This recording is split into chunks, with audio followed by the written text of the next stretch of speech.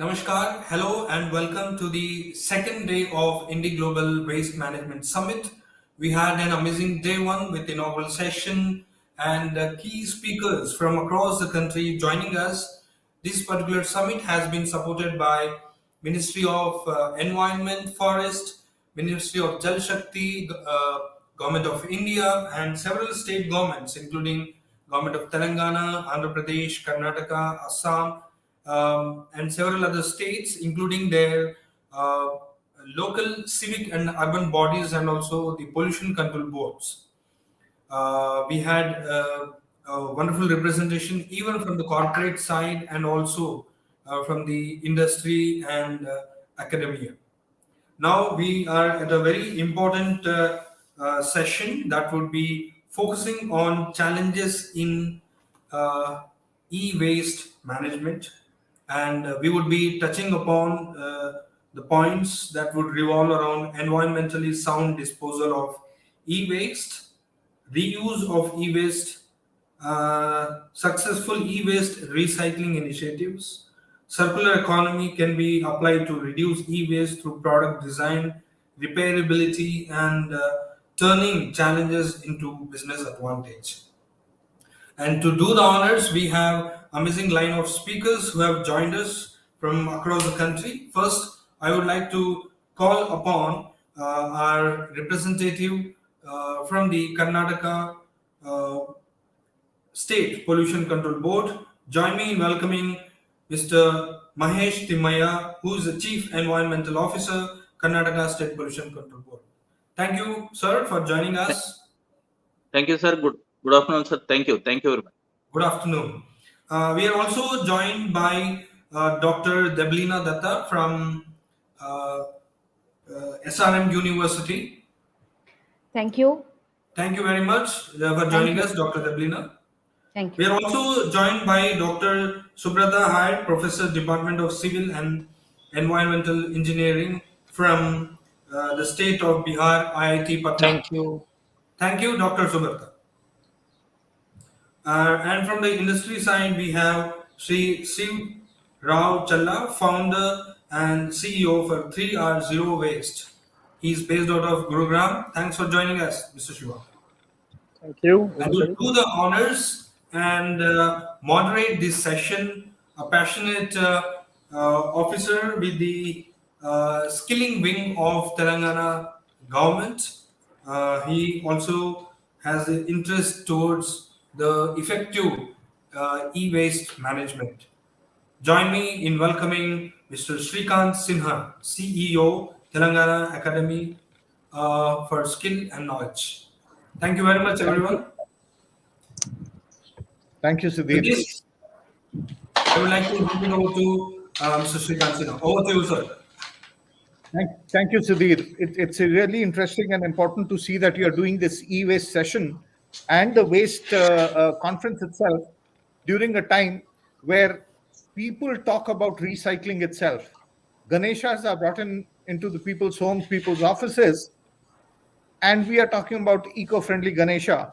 And then, of course, what starts has to end, and that also is recycled. It's again merging with the earth itself, and that's the concept of circular economy itself.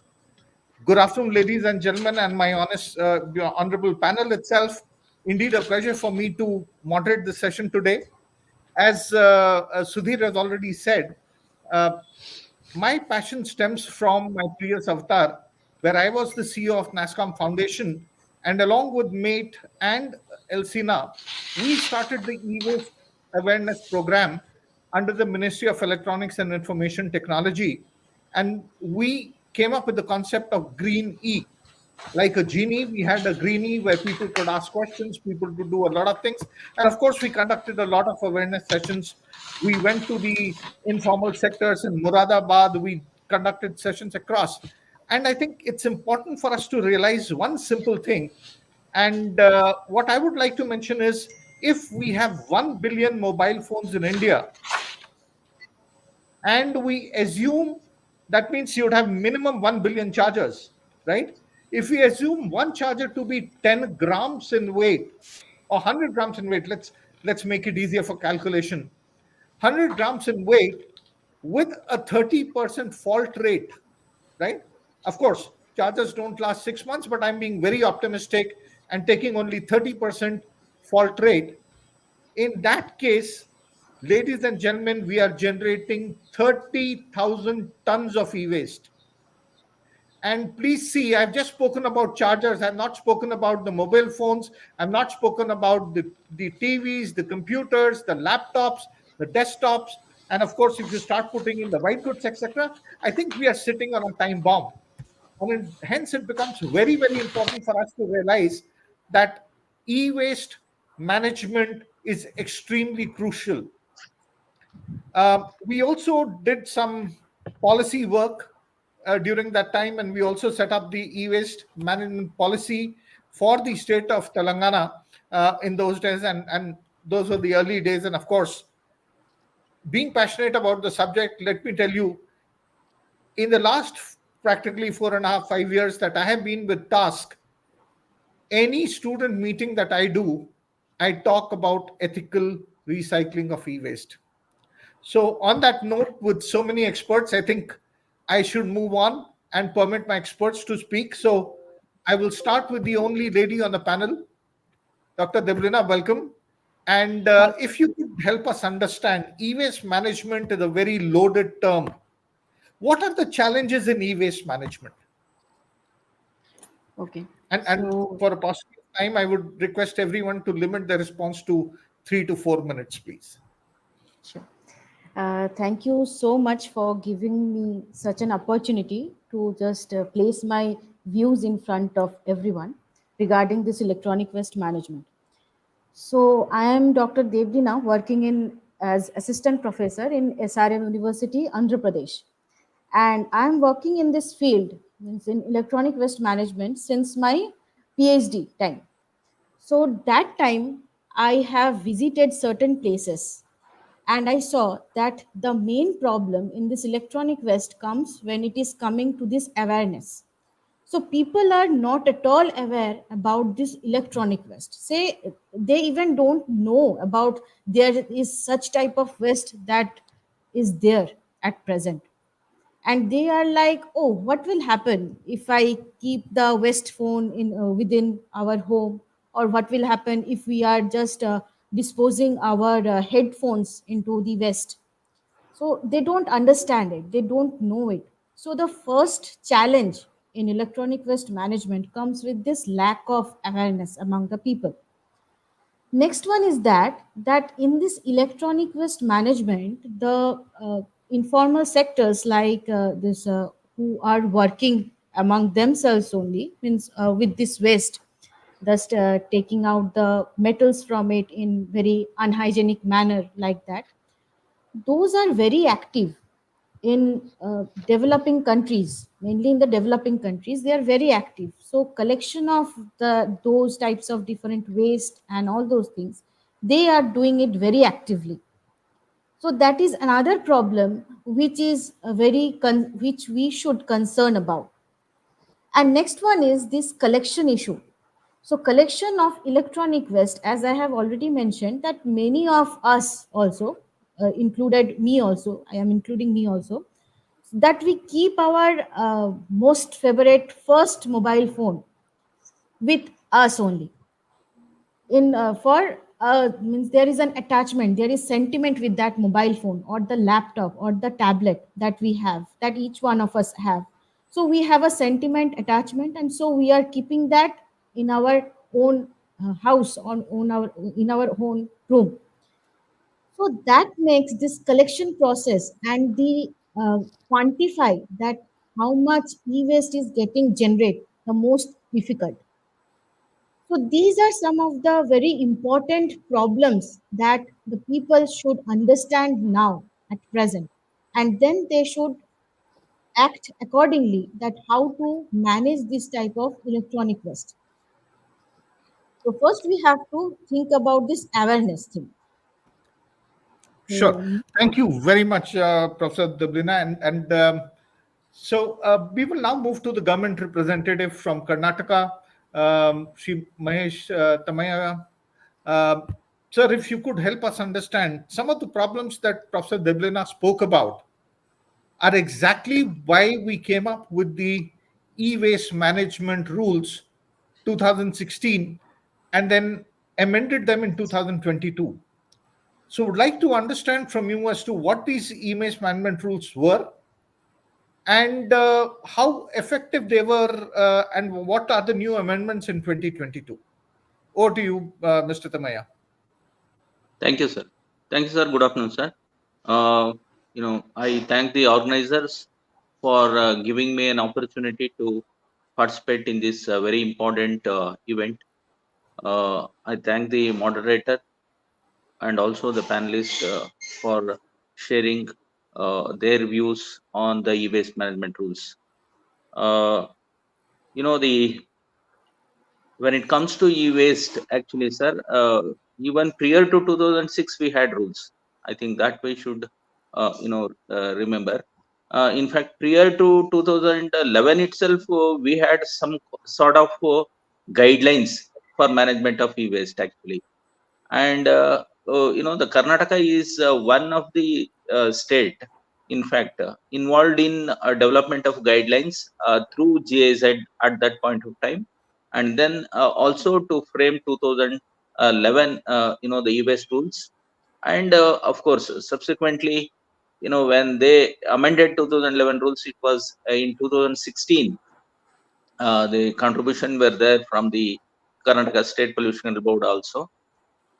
As we all know, sir, the problem is huge, actually. Challenges are huge.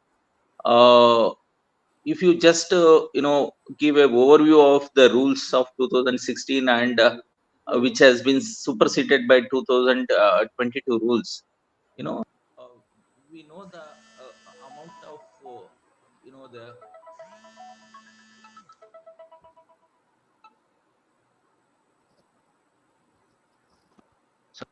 received some call. The category of waste which was there as the e-waste in 2016 has changed now.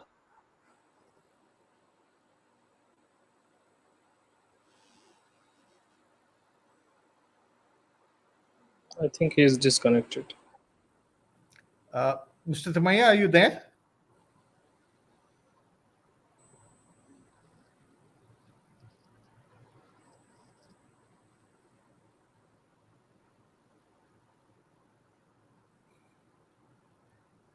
Sudhir and rest of the organizers, can you just check if Mr. Tamaya would be joining, or should I move to the next panelist?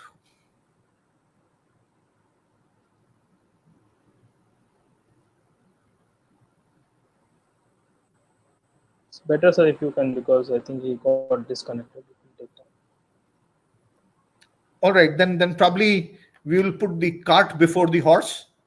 And because I thought it was important for us to understand the changes, understand also what hazardous substances have been added and removed from the e-waste rules, how the responsibilities have changed, especially when we talk about two of the important things over there. So let me move ahead. We will come back to the rules again. As I said, let me move to Professor Subrata now from IIT Patna. And I think one of the things that did not get covered, so far is when I went to Moradabad, when I went to various other cities, etc. I think one thing that we need to realize is, of course, that e-waste today is not handled in the best of the fashions. I believe Mr. Tamaya is back. Sir, would yes, you sir. like to? Sorry, sir, I received some call and it got disconnected. Sorry for that interruption. No in fact, worries, no 21 category of the waste we had in 2016, which has which has been increased to 106. Just you can imagine the amount of e-waste to be covered as per the 22 rules. Actually, if you just go back to 2016 rules itself, the inventorization per se has not been carried out actually in most of the states. Actually, the to take any policy decision or to have a effective implementation about the rules, first and foremost thing is the assessment actually. Of course, we have some figures say that India generates about 1.2 million metric tons of e-waste in 1920, and then 1.6 million metric tons in 21-22. But if we get into the actual assessment, actually, you will come to know the difficulties in making assessment. As the panelist has already highlighted, lack of awareness and then lack of reporting by various stakeholders like the bulk generators. They in fact generate substantial quantity of e-waste. But in 2016 rules, though there was a mechanism to report to the regulator on annual basis about the generation, it was not been done in most of the states, sir, actually, including the government departments. So what I'm trying to tell you is, to come to any sort of effective implementation guidelines or effective implementation of the rules itself, first we need to have the assessment actually, where all we are getting the electronic waste, e-waste, and then which sector we need to focus more on that, how we can improvise upon the scientific and effective processing of electronic waste. So these are all some of the areas which has been addressed in the rule 2022 actually. So the the regulations have come making it mandatory for the producer as well as the recyclers to register online. This is one of the very important steps taken in 22, so that the e-waste wherever it is generated, that is getting captured in these portals, sir, actually. And then the EPR certificates generation is another very important step in 22, which will definitely an incentive for the recycler. Actually, they can sell these EPR certificate to the producers and make a financial generation out of that. So these are all some of the the changes made in 2022 rules compared to 2016 rules. And another important thing is regarding the solar panels actually, which was otherwise not covered in 2016, has been addressed in 2022 rules. So though there is no requirement for recycling of the solar panels, but there's mentioned that it can be stored up to 2034, 35. These are all some of the the changes made in the rule 2022. Thank you, Over to you, sir. Mr. Tamaya. Thank you, Mr. Tamaya. It was wonderful that you were able to talk about all these things, and I can understand, the connectivity issue. So, Mr. Tamaya spoke about the rules, etc., and lack of data that is available today. So let me move on to you, Professor Subrata. As I was mentioning, that currently, if you look at it, when we didn't have these kinds of rules, etc., we didn't have the government machinery helping and stepping forward to recycle our waste. People in places like Muradabad, etc., started this, right? And they used to do in all kinds of unhealthy, unhygienic, environment risky conditions. For example, if I talk about Ram Ganga in Muradabad, because the process that is used is leaching, and they use potassium cyanide as a catalyst to take out the rare earths and the gold and silver, etc., from the PCBs and other things. I think one of the biggest issue is that today Ram Ganga is completely polluted because they create sand pits and they put this solution into it, and whatever solution is there, the gold comes on the top and remaining acid, etc., goes and pollutes. So, Professor Subrata, I would like to understand from you, how do you environmentally, in a sound manner, dispose of e-waste in an environment-friendly manner? Over to you, sir. Yeah. Thank you, Mr. Sinha. So first and foremost, I like to thank the organizer, Indie Global Media Network, and for inviting me and giving me this opportunity to share the platform with the panel members. And I'm Dr. Subrata Hait, working as associate professor and associate in PG at IIT Patna, and since 2012, and I'm working in this field of e-waste management. So, as Mr. Sinha asked about the environmentally sound management of e-waste, so let us start with what is e-waste management rules 2022, or our previous version said. It just advocates that the environmentally sound management of e-waste. But at the same time, if you look at the CPCB guidelines, the CPCB guidelines suggest that you can go for pyrometallurgical techniques, which you know the basics, which is the smelting furnace, or you go for hydrometallurgical techniques, chemical leaching, or what you have is the electrometallurgical techniques, apart from some kind of pre-processing or pre-treatment techniques. But what is lacking, like unlike you have the sewage treatment or rather or solid waste management, so there the technologies are essentially standardized or benchmarked. What is lacking in e-waste management with respect to the technology or processes, they are not standardized, they are not benchmarked. We do not have any kind of, like in sewage we have CPHO manual, solid waste we have CPHO manual, what kind of technology, what kind of design we need to look into. So that effort has not been put into with respect to as far as the sound technology or the management or the processes are concerned. Fine. At the same time, if you look at the major gap in the sense, the role of biotechnology or biological process, because very often we say nature is the best engineer. Okay, so the biotechnological or biological processes have not been suggested or recommended. Okay, so that can be one area where we need to pitch in. Another important aspect that we have e-waste, formal e-waste recyclers. I will come to the informal sector in a short while. We have the formal e-waste recyclers, but unfortunately they only handle around 20% of the country's e-waste generation. Fine. So what is lacking is industry academia collaboration. So what we would suggest at this point is we do not have dearth of technology. Fine. In many institutes, many technological institutes have not the dearth of technology, but what is required to the industry or the formal recycler, they should come up with what the challenges they are facing in the industry, and that platform can be provided where the industry academia can come and can have some kind of translation research, so that technology can be properly scaled up to the industry level. So this is what we are talking about, the sound management of e-waste. But if you look at the informal sector, a whooping 80% of the e-waste generated is essentially managed by them. Fine. But at the same time, let us acknowledge the contribution of the informal sector. Okay, let us not make any kind of mistake. The country's 80% e-waste is handled by them. Fine.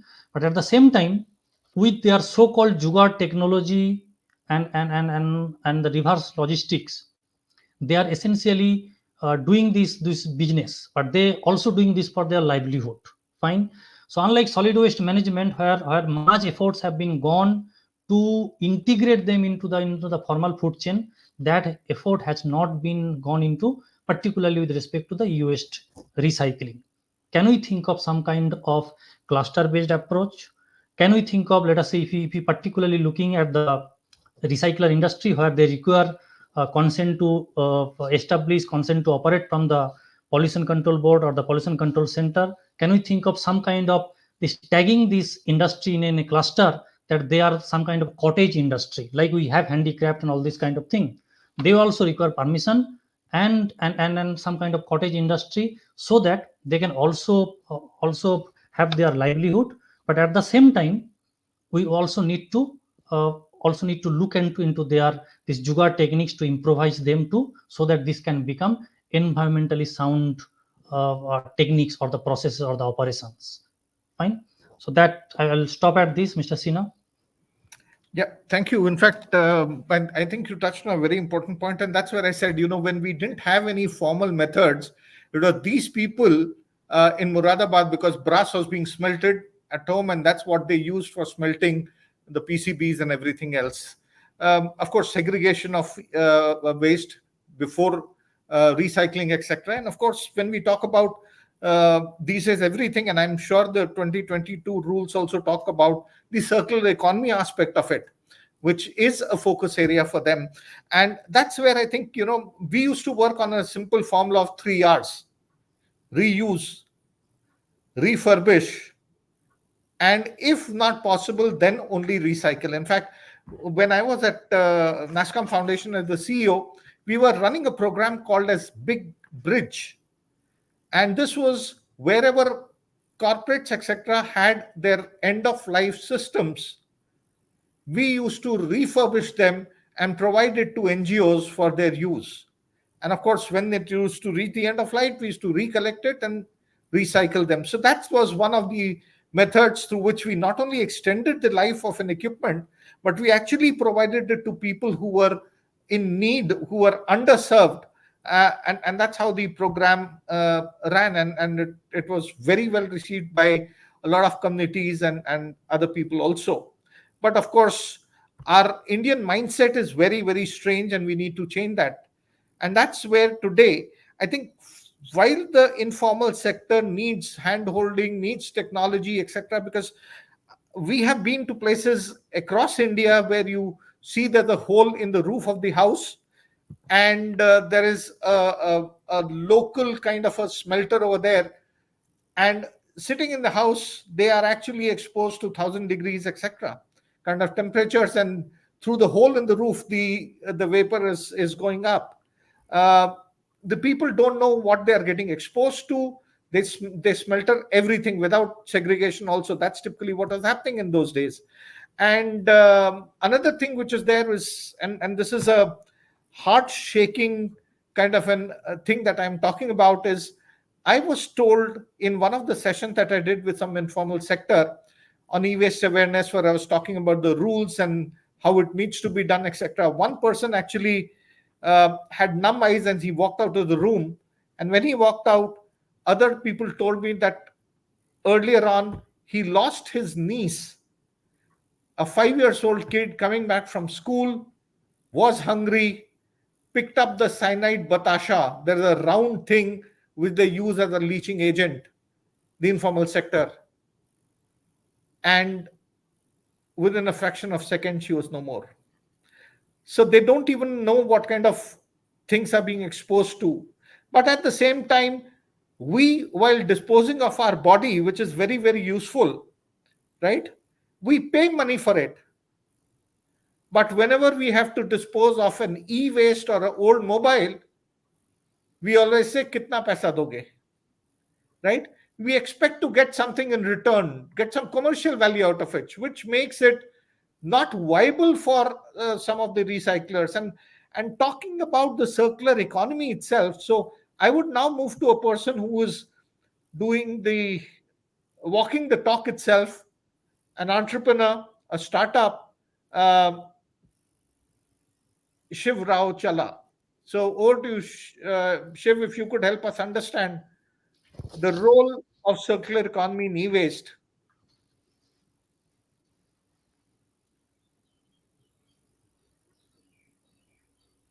You're on mute, Shiv.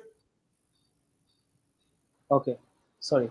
So I really, the reason I started this company, and that was the last sentence you mentioned, and I always say it is on the second last slide of my presentation when I give to my clients, is I started this because I researched maybe 500 people are dying every year in India.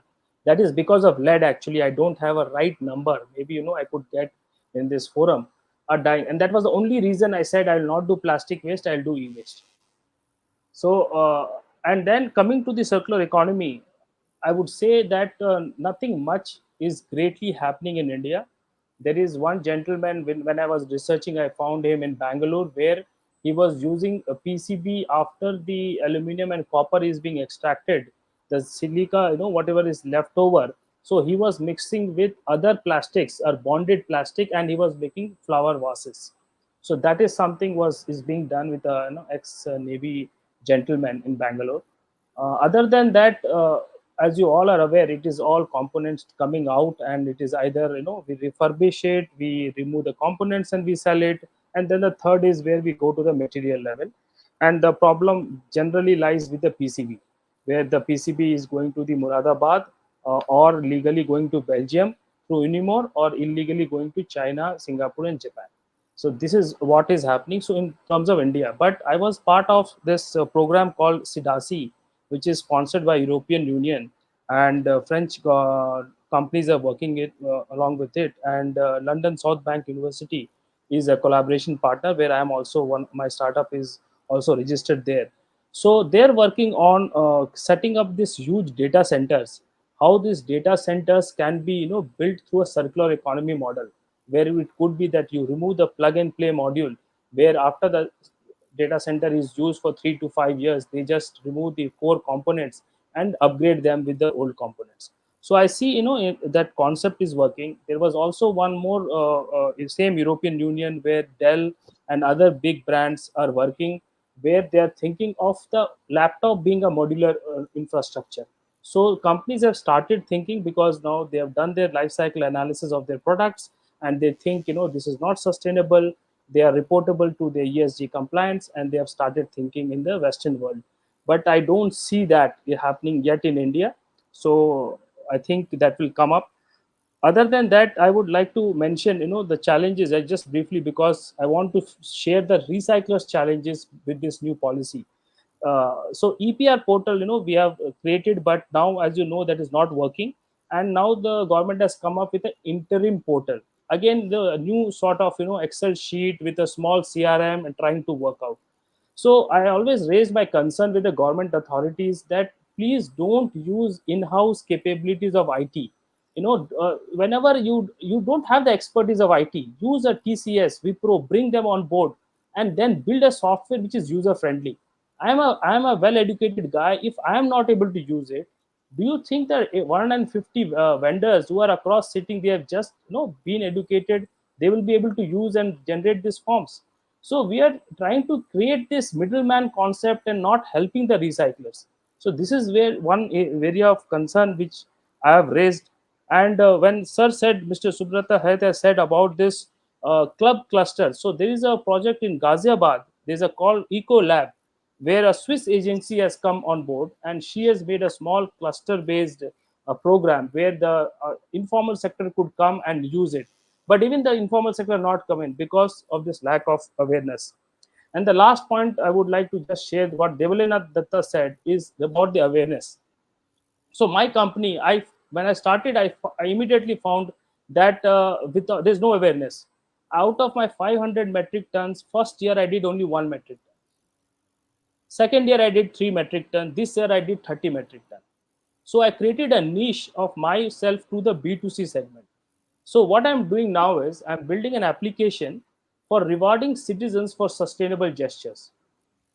Because nobody is concentrating, everybody is working on the B2B model. B2C, nobody is able to crack it. So what I said, if I go and say, give me e-waste, people will not listen. So I'm doing is, I'm saying, you do anything good for planet Earth, you get some tokens, blockchain-based tokens. So I'm trying to revolutionize that sort of model. I hope if I'll be successful, maybe e-waste and other waste also, and then improving EVs and other good practices and inculcate into the habits of the citizens. Thank you very much. Thank you, Mr. Shiv. Interesting to see that, yes, you jumping into this area, which is very much required, and of course, your journey over there. I think one of the things, Mr. Thamaiya, whenever we talk about EPR, PRO, and you yourself have said that there were these rules prior to 2016. Of course, they were formalized, but there were rules earlier also. And I don't know how many of the consumers actually know that when they purchase any white goods, be it a phone, be it a washing machine, a fridge, or whatever else, they actually pay money for it getting recycled once it reaches its end of life. An extended producer responsibility or producers responsibility organizations, etc. The way it was envisaged, I think it did not take over. While the targets were 30% and upwards, in 2018, 8% only got recycled. 2019, 10% got recycled, right? And those are the statistics. If we look at it, I think would like to understand what are the challenges in this space and how exactly are things move ahead. Over to you, sir. Yes, sir. Yes, sir. Sir, basic issue related to this EPR, in fact, is that these EPRs are handled earlier by PROs actually, and in that process actually. The companies were fully dependent on PROs, and PROs were not formally sending their the waste to the registered recyclers. That was an issue actually. But now in 2022 rules, this has been taken care, and PROs and the recyclers both have been made accountable actually, and EPR targets have been fixed based on their generation. These things, I think 22 rule is addressing all these issues, I believe, and we hope that these EPR targets, whatever has been fixed, that will be verified actually, because as you know, sir, actually now they have introduced two important aspects to 22 rules. One is the audit process actually, audit process of the company, and another one is this environment compensation. Whosoever is not meeting the targets fixed, then or in case of violation, they are liable for payment of environment compensation. And these measures, I hope that will definitely scale up the targets to achieve actually, as far as the the EPR targets are fixed by Central Pollution Control Board is concerned. Right. Thank you. My question further to that is, why isn't government taking any steps? I'll take a typical example. Once we are discussing with the municipal commissioner of Goa, immediately they attended the sessions, etc., with us, and then they came up with a policy that one day in a week, the municipal waste collection will only happen for e-waste. Right? I think today what is happening is it goes into the informal kabadiwalas, collections happens, all these things happen, and then it doesn't surface anywhere. So how do you track components? How do you, and probably moving ahead, I will move to the second part of it and get Shiva to answer this one first, which is whenever we are talking about the collection and the recycling, right, of e-waste, under the circular economy, design purpose is also there. So component level changing, etc., refurbishing and recycling, etc., comes into play. But can't the e-waste that is being generated component-wise be tracked? Are you doing anything yourselves to do that kind of a initiative? Sir, as far as the collection of e-waste from the retailers is concerned, or from the the users are concerned, actually, we attempted to enlighten the municipal bodies to have a dry waste collection centers, in fact, and they have a compartmentalization of the dry waste, and e-waste is one such the component stored in the dry waste collection center, which needs to be channelized to the registered recyclers. So in city like Bangalore, that is working at least to certain extent, sir, I would say, because the e-waste generated from say we have about 198 wards and 168 dry waste collection centers are there. Dry waste is being collected separately from the household actually, and also from the commercial establishments. That is being channelized to the dry waste collection centers, and there they sort out the different kinds of dry waste including this electronic waste. And that electronic waste is being channelized to the registered recyclers. Fortunately, the Karnataka has got substantial numbers of e-waste recyclers. Actually, we have about 115 e-waste recyclers in the state, and majority of them are in and around Bangalore actually. So, but then we have issues in other cities like Mangalore, then Belgaum, Hubli Dharwad, and also the Davangere and these upcoming cities. There also the generation of e-waste is substantial, and it is going up year on year actually. And as our panelist has spoken, in fact, government is also planning to create a sort of separate area for promoting the e-waste recycling in industrial areas actually. And these corridors are being planned actually for e-waste recycling, and some incentives are provided for the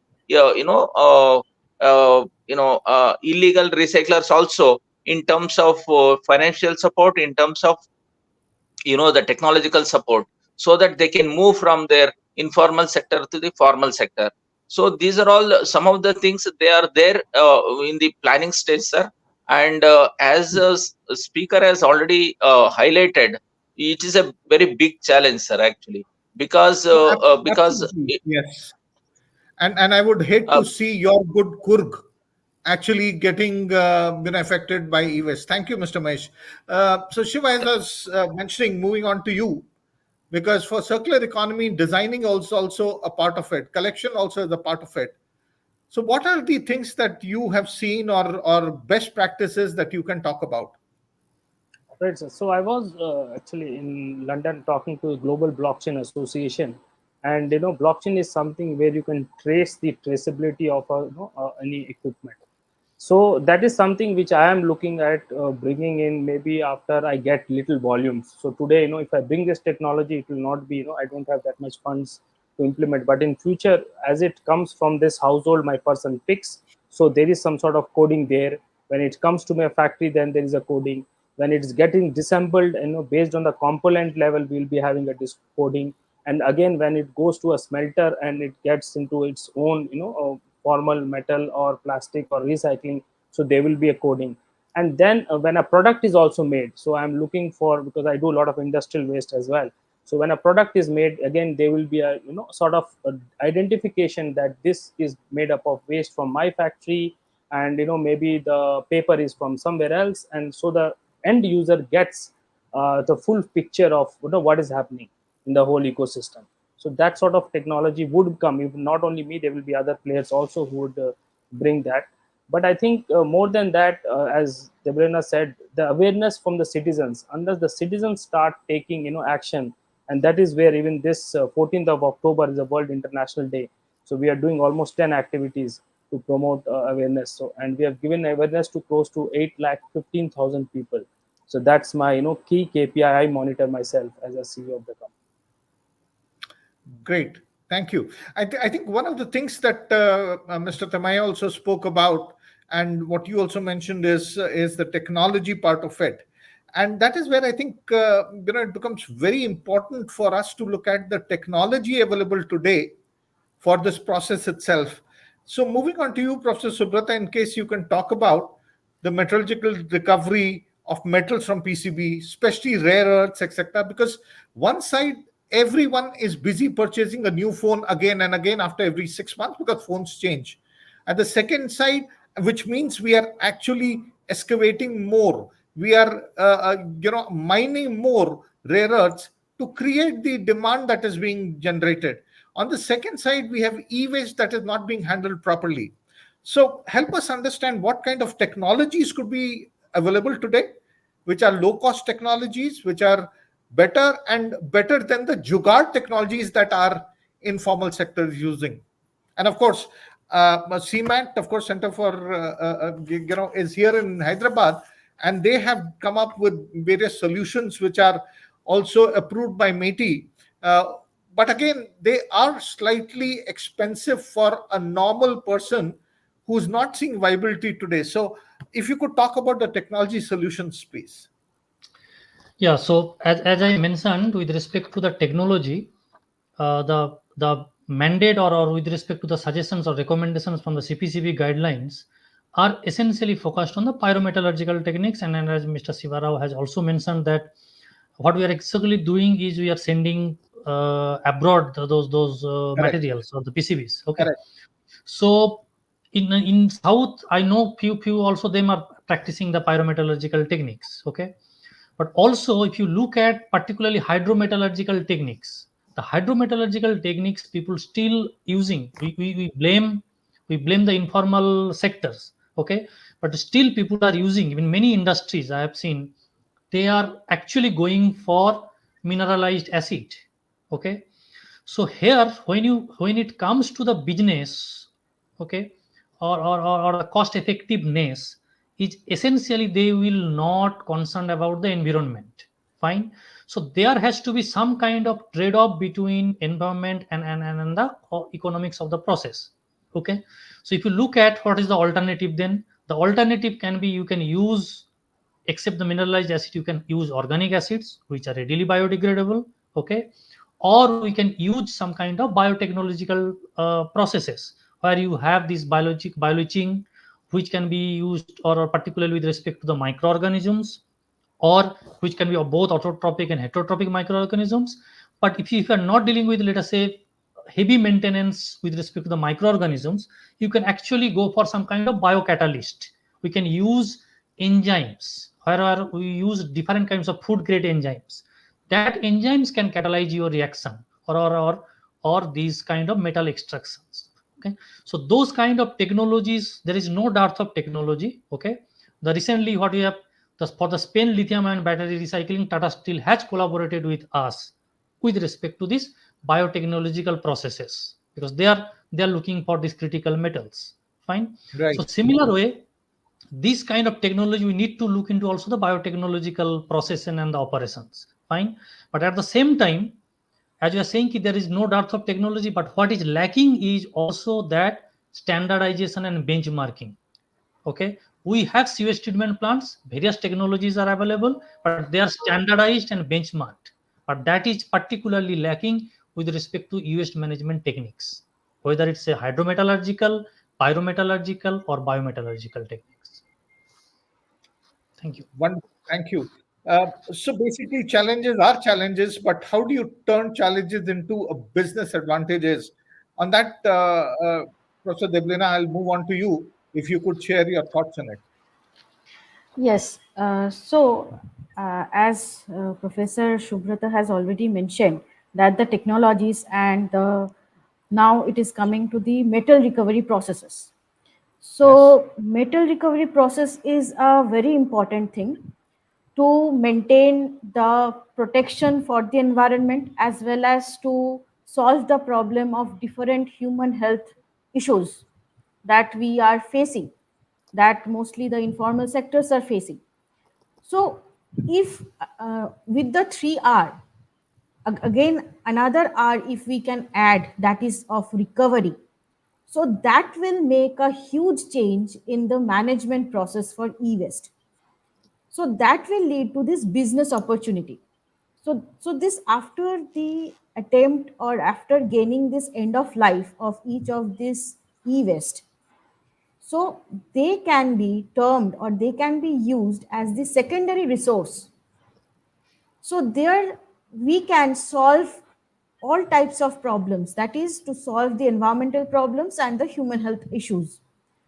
So the metal recovery, first of all, as we are going for the rigorous mining and all those things for the metals, if we can get it from this electronic waste, Correct. so that will be more pure form than that of the ores, that is that we are getting from the ores. So that will Yes. give the job opportunity for the people. Absolutely, and probably less energy consumption also. Sorry, I Yes, interrupted in between, but yes, sure, sure. there'll be less energy consumption than actually mining for fresh one. You're right. Yes, Please carry on. yes. Yeah. So that will give the job opportunity to different people. And second one, as we are having the problem of collection. So if we can make a bridge between this informal sector with the formal sector, or the institutes, different institutes where the professors or scientists are working in this field, in this area. So there will be very good opportunity to get or collect the different types of electronic waste.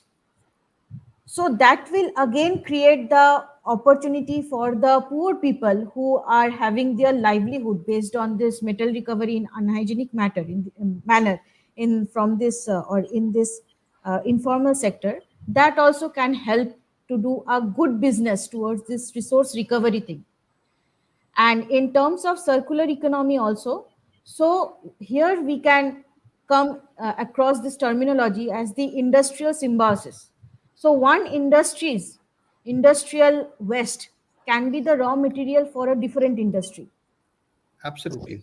So all these things are the business mentality. So as we can innovate ideas or create something new, if we want to create something new, there is always an obvious some technologies or improvements are there, so that we can make these challenges or convert these challenges into some good opportunities for business. Thank you.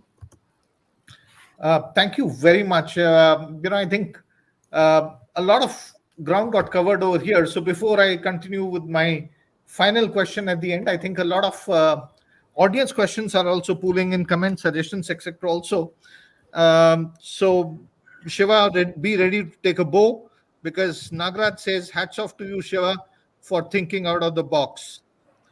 Samar Haldar says, "There is a solid waste collection hegemony. The time has come to look at e-waste and set up dry waste centers in a big way." So, Mr. Mahesh, definitely, I think we need to do that. And good that Karnataka is already doing that thing. Mr. Sudhir Kumar says, e-waste management rules 2022 needs to be disseminated amongst the people in a big way.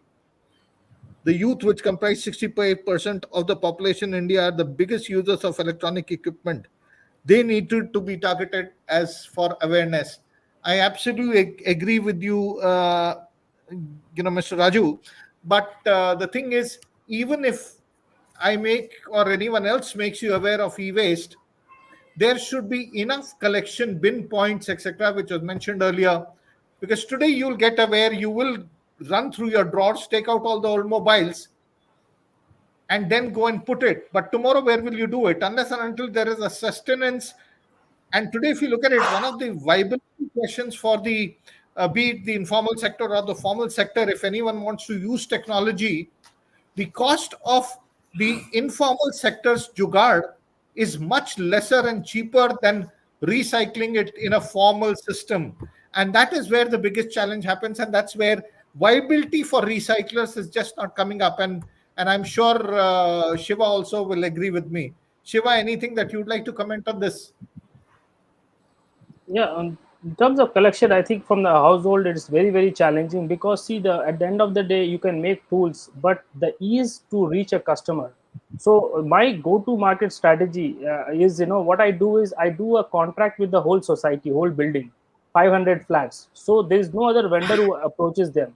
I give a solid waste management, I give a complete awareness for the whole year, I do a lot of activities to change their mindset, and I'm launching this app. So these are the full robust package I give for societies who would like to work with me. And then that is how, once I have, let is 100 societies in Gurgaon, and then I want to feed to my two plants, to electronic waste and my plastic waste, which is going to come up. Once I do this successfully, that is when I will travel pan India, 20 cities is my vision, and then international. So one more question. I hope. Yeah, Sorry, sure. one more question on the YouTube. Somebody asked, so how easy is for collection? I have already answered this. As correct, that's asked. what I was saying. Yes. So Maya, Sonar, your question also has been just answered by Shiva. And any other questions, Sudhir, which I'm not privy to? Almost all the questions are answered. There is solid waste collection hegemony. The time has come to look at e-waste. This one we question, also you read out yes. this question. Which one? Hegemony, we did, and that's why I complimented Tamaya Garu, Mr. Tamaya, for his, Yeah. where they have set up pins. But I think it's important. In fact, during our time to create that awareness, we also had a float at the Goa Carnival. We did that also. So we have to reach out. I absolutely agree with you. Reach out to people to make them aware and do that. So probably since in case there are no more questions, then I will go for a rapid fire round with my panel, where I want you to, in 3 words, describe your vision for e-waste management. Let me start with you, Deblina, being the only woman in the house. Yeah. So it will be the 3 words, maybe first one, the awareness. Next was the sustainability. And third one is circularity, the concept of circularity. Okay, let me move on to you, Mr. Tamaya. Sir. Sir, one is collaboration, sir, which is very, very essential Very good. at this point of time. Academicians, Very good, sir. regulators, industry, they should come together. They know the problem and they know the problem in isolation. They have to put everything in one basket and work towards its integration. That is very, very important. As Mr. Shiva has already mentioned, definitely, there for this kind of waste, actually, this is electronic waste. We can use the expertise of electronic industries, IT industries, to develop these portals. As he has already mentioned, there are a lot of hiccups when we don't have solution for certain things. Definitely we can approach the industry, get the things done. And another thing is capacity building. It is not only the general public, sir. Actually, I'll tell you, even institutions, bulk generators, government departments, public institutions, everybody needs capacity building. And with their inputs, we can enhance the awareness about the e-waste across the country. Actually, their involvement is very much essential. And another very, very important word in this thing is the capacity building, collaboration, and continuity. That is very, very important. We leave at a certain point of time. Actually, we start with some point and then we leave at some point. That should not happen. We should have a continual improvement programs. We should have a continuity in terms of technological development, in terms of building capacity, in terms of collaboration. We should not have any breaks in between. Then we will be in a position to have a sustainable development as far as e-waste is concerned. Wonderful. Thank you, sir. Professor Subrata. Thank you. Yeah, Professor I Subrata. will. Yeah, thank you. So what I will mention is we need a reboot of the problem. We need to look into this. So what I will mention is Control Alt Del, reboot the waste problem. Great. Shiva, your last So word. So yesterday I won an award of sustainability award, in one of the hotels. So in my table there were 14, people sitting. Just a small story I would like to share here because a lot of people are listening. So the organizers changed the plastic bottle to glass bottle. Very nice Bisleri 320-liter water bottles. So very nicely. This is a sustainability award. So out of the 14 people, 3 people drank the whole water fully. One was me, one was 2 more people. 11 bottles were half filled. So my problem is, even if we get the best of the technology, if the people are not taking the action.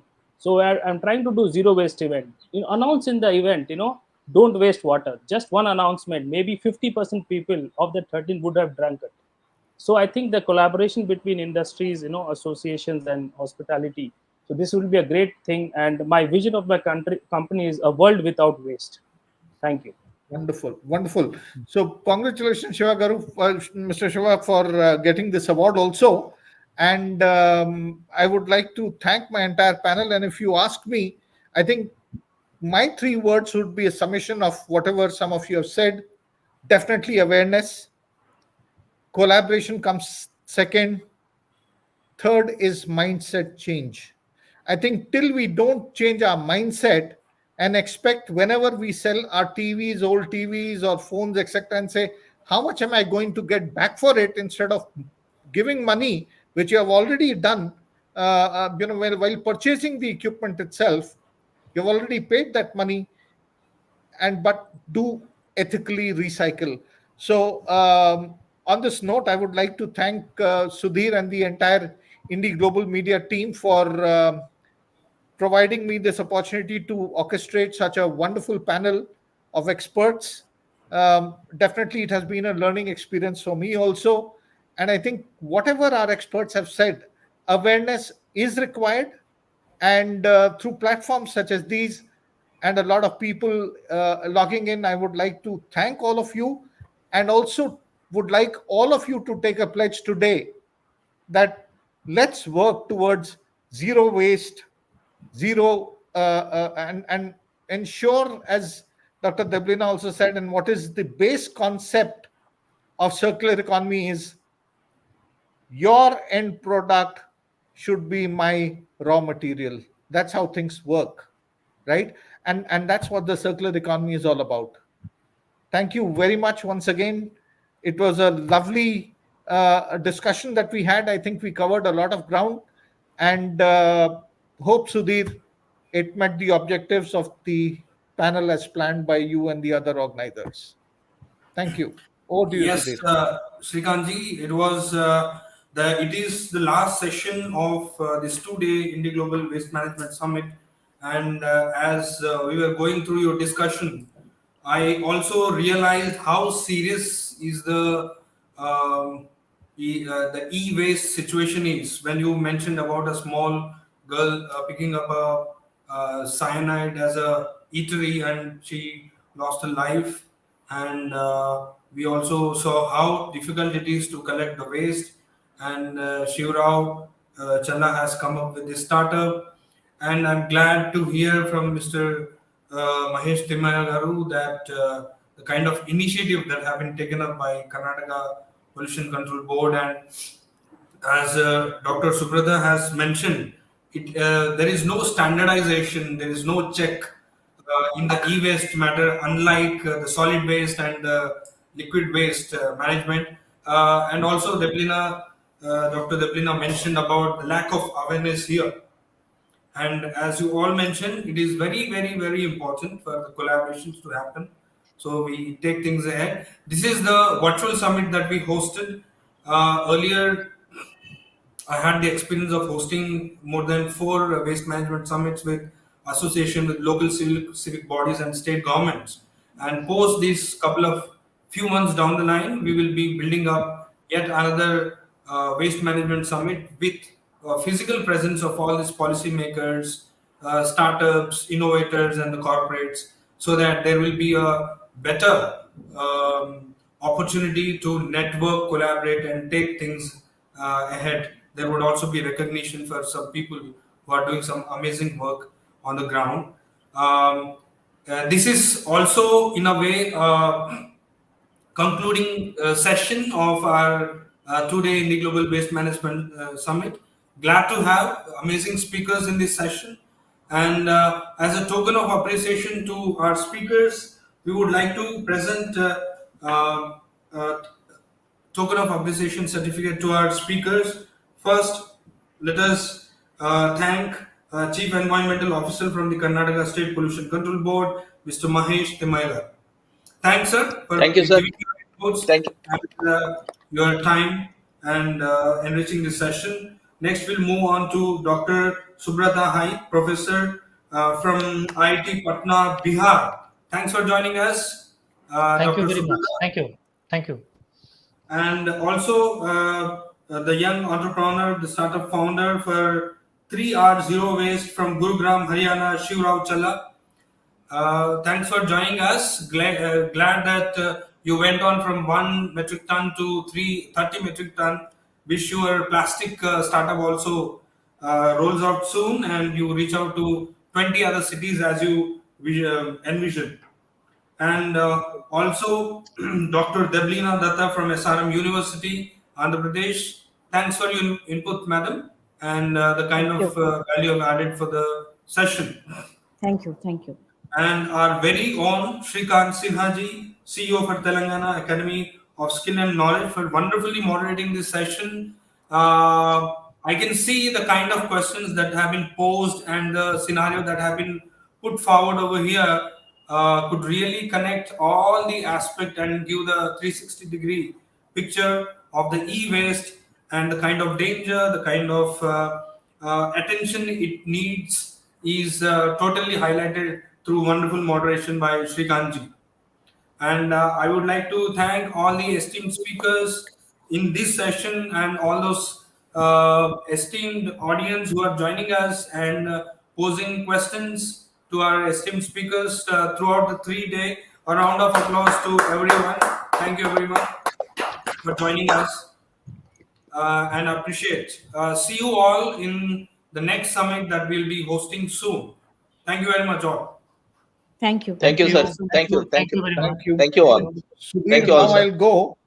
And the reason I'm in this kurta today is our Visarjan day for our Ganpati at office.